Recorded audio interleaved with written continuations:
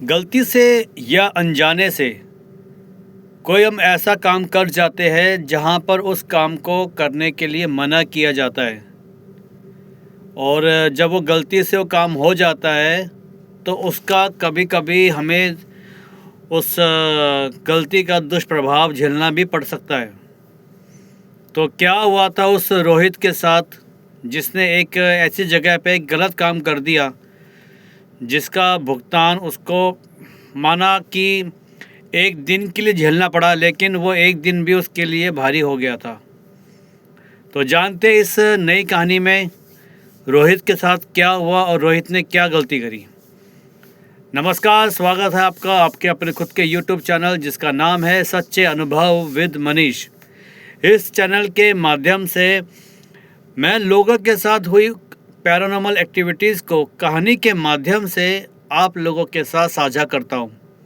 यदि आपके पास अपना कोई ऐसा अनुभव है तो प्लीज़ आप मुझे मेरी याहू वाली आईडी पर, जिसका एड्रेस इस प्रकार है मनीष MANISH_मिश्रा MISHRA 96@yahoo.com पर आप मुझे भेज सकते हैं।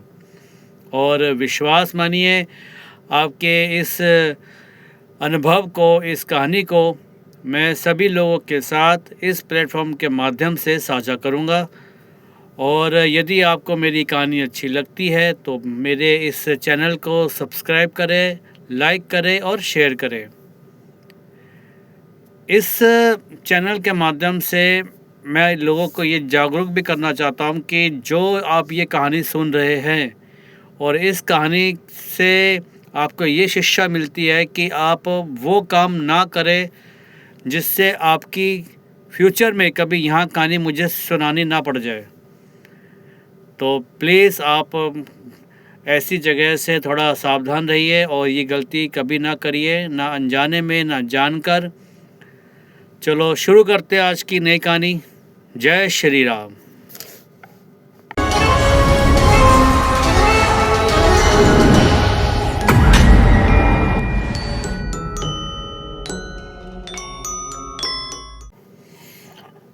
आज की कहानी उत्तर प्रदेश के एक अलीगढ़ से काफ़ी आगे एक जगह है सासनी। वहाँ से ये कहानी मुझे मिली है, उन्होंने मुझे कहानी भेजी है। इनके जो पिता है जगदीश, उन्होंने ये कहानी मुझे भेजी कि और उन्होंने बताया कि उनका जो बेटा रोहित था वो कैसे एक गलत जगह पे उसने जो काम किया उसे परिणाम भुगतना पड़ा। ये कहानी तब की है जब जगदीश 10वीं क्लास में पढ़ा करता था, और गर्मियों के दिन में आप सबको पता होगा कि सरकारी स्कूलों में और प्राइवेट स्कूलों में छुट्टियां पड़ जाती है गर्मियों की 2 महीने के लिए, मई और जून। तो जो ये रोहित था ये 10वीं क्लास में पढ़ा करता था और इसकी स्कूलों की छुट्टियां पड़ गई थी। तो जैसे कि सभी बच्चे छुट्टियों के दिन अपने एंजॉय करते हैं, बाहर कोई खेलने जाता है, कोई एक्स्ट्रा कोचिंग लेता है, कोई किसी प्रकार में अपना टाइम स्पेंड करता है। तो सुबह उठ के ये जो लड़का रोहित था ये अपने घर से अपने सभी दोस्तों के साथ मिलकर पार्क में जाकर क्रिकेट मैच खेला करता था। और डेली इनका शेड्यूल था कि सुबह उठना, अपना फ्रेंड्स के साथ जाके क्रिकेट मैच खेलना, फिर वापस घर आना। एक दिन जब ये क्रिकेट मैच खेल के वापस घर आ रहे थे 3 दोस्त, तो इनको थोड़ी सी यूँ कह लो थोड़ा प्रेशर हुआ रोहित को, और इसने देखा कि आसपास तो कोई जगह है नहीं, तो एक 4 दीवारी से बना हुई एक कोई जगह थी। रोहित उस जगह को पहचान नहीं पाया था। अगर पहचान लेता तो शायद वो गलती ना करता। रोहित ने उस दीवार के पास जाकर अपना प्रेशर रिलीज़ किया, यानी टॉयलेट किया इसने, और फिर वहाँ से चल पड़ा। रोहित ने जैसे ही ये टॉयलेट किया था तो इनके जो दोस्त थे उन्होंने बताया था कि हमें किसी की ना पुकारने की आवाज़ आई थी, जैसे कि किसी ने बोला कि रोहित रुक जा, मैं भी चल रहा हूँ तेरे साथ। लेकिन जब इन्होंने कहा कि हमने ऐसे पीछे मुड़ के देखा तो कोई नहीं था पीछे। बस हमें 2 बार आई थी कि आवाज़ कि रोहित रुक जा, मैं भी आ रहा हूँ साथ साथ में तेरे। लेकिन इन्हें कोई नज़र नहीं आया था। तो इन्होंने इस बात को आया गया कर दिया। तो जब ये तीनों दोस्त अपने घर चले गए और रोहित जब अपने घर आता है तो अपनी मम्मी को कहता है कि माँ एक काम करो, जल्दी से ना कुछ मीठा दे दो खाने के लिए, बहुत दिन से मीठा नहीं खाया। तो इनकी माँ ने कहा कि ठीक है बेटा, तू हाथ मुंह धो ले, मैं तेरे लिए खीर बना के आती हूँ। तो जैसे ही इसने खीर का नाम सुना तो रोहित इतना खुश हो गया कि आज तो मैं इतने सालों के बाद खीर खाऊंगा, कितना समय बीत गया मुझे खीर खाए हुए। तो इनकी माँ ने कहा कि क्या पागल जैसी बातें कर रहा है, अभी 4 दिन पहले तो हमने खीर पकौड़ी खाई थी, खीर पूड़ी जो होती है। तो इसने बोला कि वो मैंने नहीं खाई थी, वो रोहित ने खाई थी। जब ये बात इनकी माँ ने सुनी तो इनकी माँ बोली कि तू क्या ये मजाक की बातें कर रहा है, चल जा तू हाथ मुँह धो, मैं तेरे लिए खीर बना के लेकर आती हूँ। और ये जो था रोहित, ये जाता है अपना फटाफट रूम में जाके और लेट जाता है, बोलता है कि इनकी माँ का नाम कुसुम होता है, कहती है बोलता है कुसुम, कुसुम जल्दी लेकर आ। इनकी माँ बोलती है बदतमीज, तो तमीज़ नहीं कैसे माँ से बोला जाता है, मैं तेरी माँ हूँ तो नाम लेके मुझे बोल रहे हैं। तो ये ज़ोर से हंसने लग गया, कह रहा अरे वो गलती हो गई, वो आज मैं इतना खुश हूँ ना खीर के नाम से, इसलिए मुझे ना बस सब मैं एकदम बेसब्रा होता जा रहा हूँ, मुझे जल्दी से खीर ला के दे दो। तो इनकी माँ कहती है रुक जा, ला रही हूँ। तो इनकी माँ जब रसोई में जाती है और इनके लिए कटोरा भर खीर लेकर आती है, गरम गरम खीर होती है। ये जो रोहित होता है ये एक झटके में पूरी गरम कटोरी को मुंह से लगा के पूरा खा जाता है एकदम। और जब ये इनकी माँ कहती है अरे अरे अरे ये क्या कर रहा है, जीभ जल जाएगी, मुंह जल जाएगा, इतनी गरम खीर को तो खा रहा है, अरे थोड़ा इसको ठंडा तो होने दे। तो ये इसने उनकी बात को अनसुना किया, बोला कि मुझे और ला के दो खीर। इनकी माँ ने बोला कि ठीक है ला रही हूँ, तो थोड़ा सब्र तो कर। इनकी माँ जाती है किचन से और खीर जो होती है वो ला के देती है, और ये एकदम रोहित फिर से उस खीर के कटोरे को मुंह में लगा के एकदम पूरा पी जाता है सड़क से। इनकी माँ बोली कि तू पागल हो गया है क्या, आज तक तुमने कभी ऐसी हरकत करी नहीं, आज ये कैसे हरकत कर रहा है कि पूरी गरम गरम खीर को तो पिए जा रहा है। तो ये ज़ोर से हंसता बोलता है कि मुझे आज जो खीर मिली है ना, मैं बहुत खुश हूँ, मुझे अब हर दिन मुझे खीर चाहिए और चाहिए बस। तो इनकी माँ ने बोला कि आने दे तेरे पापा को, मैं तेरे पापा को बोलती हूँ तो कैसी हरकत करे आ रहा है। तो इसने बोला कि वो जगदीश क्या कर लेगा, वो क्या मुझे यहाँ से निकाल देगा, वो कुछ नहीं करेगा। तो इनकी माँ ने इनके एक थप्पड़ मारा कि तो तमीज़ नहीं है, अपने पिता का तो नाम लेके बोल रहा है। तो इसने बोला कि कुसुम तूने अब तो थप्पड़ मार दिया, दोबारा मुझे जो थप्पड़ मत मार दियो, वरना मैं तेरा हाथ उखाड़ के खा जाऊँगा। जब ये बात कुसुम जब इनकी माता को बोली तो इनकी माता जी एकदम थोड़ी परेशान सी हो गई कि क्या ये बातें कर रहा है। और तभी इनका कुछ देर बाद इनका छोटा भाई समीर आता है। वो अपने इसी दोनों भाई एक ही रूम में रहा करते थे, रोहित और समीर। तो समीर कहता है मम्मी मुझे कुछ खाने को दे दो। तो इनकी मम्मी ने कहा कि ठीक है मैं तेरे लिए रोटी लेकर आ रही हूँ, तू बैठ। और जब इनकी माता जी किचन में जाती है तो समीर ज़ोर से चिल्लाता है एकदम, मम्मी मम्मी इधर आओ। इनकी आवाज़ सुनकर इनकी माताजी भागी भागी आती कि समीर क्यों चिल्लाया, क्या हो गया एकदम। तो समीर कहता है मम्मी देखो भैया क्या कर रहे हैं। वो जब इनकी माताजी जब देखती है अपने रोहित की हरकत को, इनके माताजी के होश उड़ जाते हैं।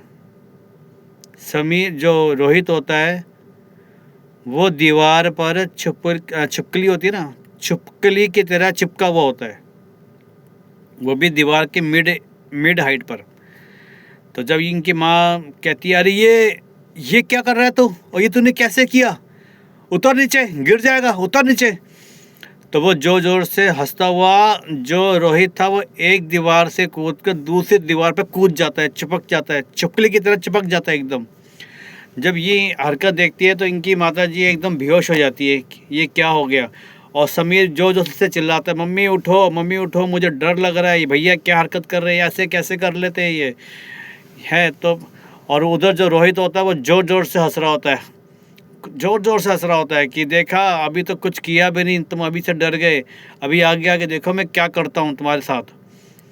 तो इनकी जो माता जी होती है वो तो बेहोश हो जाती है, और जो समीर होता है वो रसोई घर में जाके फटाफट थोड़ा सा जल लेके आता है और अपनी माता जी के चेहरे पे डालता है कि मम्मी उठो उठो। तो जब होश आता है, इनकी माता जी कहती है, अरे रोहित तू ये क्या कर रहा है, रोहित रोहित, ऐसे चिल्लाती है एकदम। और तो देखती है कि रोहित चुपचाप अपने बेड पर बैठा होता है। फिर पूछता है, हाँ मम्मी क्या हुआ, क्यों चिल्ला रहे थे, क्या हुआ, मैंने क्या किया बताओ। इनकी माँ कहती, तू अभी एकदम एकदम दीवार पे छिपकली की तरह चिपक गया था और फिर यहाँ से उधर कूद रहा था दीवार पे टूट दीवार। तो इसने बोला कि मम्मी मैं तो आराम से बैठा हूँ, मैं ऐसे क्यों करूँगा, मैं कोई इंसान हूँ, मैं कोई जानवर थोड़ी हूँ जो इधर से उधर दीवार पे कूदता फिरूँगा। तो इनकी माता जी ने कहा कि नहीं बेटा, तू ऐसे हरकत कैसे कर सकता है। तो तभी ये फिर ज़ोर ज़ोर से हंसना शुरू करता है। रोहित ज़ोर ज़ोर से हंसता है, कहता है कि अभी तो कुछ किया ही नहीं, तेरे लल्ला को, तेरे रोहित को मैं खा जाऊंगा। और इसने मेरे उस घर पे टॉयलेट क्यों किया। घर ये अपने शमशान घाट को बोल रहा है, वो शमशान घाट था जहाँ इसने टॉयलेट किया था। कह रहा है इसने वहाँ पर टॉयलेट क्यों किया, मैंने इसको मैंने बच्चा समझ के पहले छोड़ दिया, लेकिन इसने फिर से मेरे को ऐसे वो करा, फिर से टॉयलेट किया वहाँ पर, तो मुझे खुंदक आ गई और मैं इसके साथ चला गया और अब मैं इसको लेके जाऊँगा यहाँ से। तो इनकी माता जी ने हाथ जोड़े कि इससे गलती हो गई, आप इसको छोड़ दो, ये छोटा बच्चा है। तो उसने बोला नहीं, मैं इसको लेके ही जाऊँगा। तब इनकी माता जी ने फिर अपने जो इनके हस्बैंड है उनको फ़ोन किया। तो वो आते हैं, कह रहे क्या हुआ, पूरी कहानी बताते हैं कि आज जगदीश ये रोहित ने ऐसे ये दीवार पे कूद रहा था और ज़ोर ज़ोर से रो रहा था, या हंस रहा था, या इतनी गरम गरम खीर खा गया। तो इनके जो पिता थे जगदीश, उन्होंने इनके एक मित्र है जो इनके मित्र के एक मित्र है जो भगत जी है, जो कुछ उतारा जानते हैं।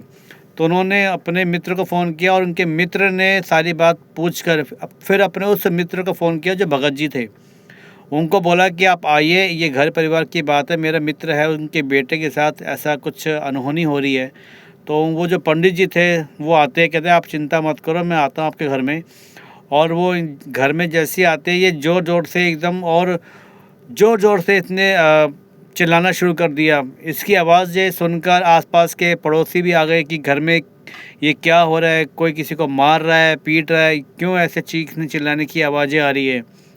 तो पड़ोसी भी वहाँ पे आ गए, वो भी देख के डर रहे कि ये जो रोहित था, इसने, आप मानोगे, इसने अपनी इतनी लंबी जीभ कर दी और उसको घुमा रहा, जब पंखा घूमता ना ऐसे उस जीप को घुमा जा रहा। और जिसको देख कर आसपास के लोग इतना ज़्यादा डर गए, कई तो वहाँ से भाग खड़े हुए, कई लोग वहाँ पर उस घटना को देख देख के हंस भी रहे और डर भी रहे। कई लोग मज़े लेने आ जाते हैं ना, किसी के साथ कुछ अनहोनी होती है तो मज़े लेने आ जाते हैं कि भूत कैसा होता है, हम भी देखें ज़रा। तो ये सब देखकर काफ़ी लोग वहाँ पे इकट्ठे हो गए। इनकी माताजी दुखी हो गई कि मेरे बच्चे के ऊपर एक संकट आ गया और ये लोग मजाक बना रहे हैं, इसको मज़े ले रहे हैं, अपना टाइम पास करने का इन्होंने साधन बना लिया। तो वहाँ पर वो जो रोहित था उसने ज़ोर ज़ोर से अपना सर दीवार पे पटकना शुरू कर दिया कि वो पंडित ना यहाँ पर आए, उसको बोल दो, वरना मैं इस लड़के को जान से मार दूँगा। तो इनकी माताजी ने बोला कि आप उस पंडित जी को वापस भेज दो यहाँ, वरना ये मेरे बेटे को मार देगा। तो जगदीश ने कहा कि चिंता मत करो, ये कुछ नहीं करेगा, ये केवल उसको यहाँ से भगाने के लिए ये ऐसा काम कर रहा है ताकि वो पंडित जी यहाँ पर ना आ पाए और इसका यहाँ से मुक्ति ना मिल पाए। तो जो पंडित जी वहाँ पर आते हैं उनका ऑरा इतना शक्तिशाली होता है पंडित जी का, क्योंकि वो इतने भगत है, वो इतना ध्यान साधना करते हैं कि उनकी शक्ति से ये एकदम शांत हो गया, एकदम चुपचाप बैठ गया। और वो पंडित जी आते हैं और इसके सर पे हाथ रख के कुछ मंत्र पढ़ के, और इसकी बाल की ये जो हमारा हिस्सा होता है ना, इस यहाँ से बाल की एक चोटी सी बना के उस पर गांठ लगा के कुछ मंत्र पढ़ के और रोली और कुछ और जो उनकी सामग्री थी वो उसके ऊपर डाल के काफ़ी देर तक मंत्र पढ़ते रहे। फिर इसके हाथ के पास कुछ जल छिड़का, इसके चारों ओर जल की एक घेरा सा बना के जल छिड़क कर, और फिर एक अपने थैले में से एक धागा निकाल के उसमें कुछ मंत्र पढ़ के इस रोहित के हाथ में बांध दिया और बोले कि अब वो जो प्रेत था वो अब इसको कभी परेशान नहीं करेगा। जब तक ये धागा इसके हाथ में रहेगा वो प्रेत इससे दूर रहेगा, क्योंकि इसने उसकी जगह पे जाकर जो टॉयलेट किया जिससे वो ज़्यादा गुस्सा हो गया और उसके पास आके इसको परेशान करने के लिए उसने ये सब कार्य करे, ताकि लोग मतलब कि ताकि वो इसको परेशान कर सके, बदला पूरा कर सके अपना। और अगर इसको समय रहते अगर इसको हम दूर नहीं करते तो वो इसको जान से मार सकता था, इसको कुछ दिनों में इसको अंदर अंदर खा के इसको ख़त्म कर सकता था। तो पंडित जी ने उस घर में थोड़ा शुद्धिकरण किया, कुछ अपने मंत्रों से उस घर को एक किले की तरह बांध दिया ताकि वो शक्ति दोबारा उस घर में प्रवेश ना कर पाए। अब ये रोहित भी समझ गया कि कहाँ इसको टॉयलेट करना है, कहाँ टॉयलेट नहीं करना। अब रोहित भी बिल्कुल ठीक ठाक है। और ये कहानी इतनी ही थी बस, और मैंने आपको सुना दी। इसमें कुछ मैंने नमक मिर्च ऐड नहीं किया। अब जो रोहित है वो इस समय एक अच्छी नौकरी कर रहा है, और ये कहानी लगभग आज से 12 साल पहले की घटना जो उन्होंने मुझे बताई वो मैंने आपको आज सुना दी। आपको ये कहानी कैसी लगी, अच्छी लगी तो प्लीज़ कमेंट बॉक्स में मुझे बताइए, और मिलते हैं हम एक नई अगली कहानी के साथ। जय श्री राम।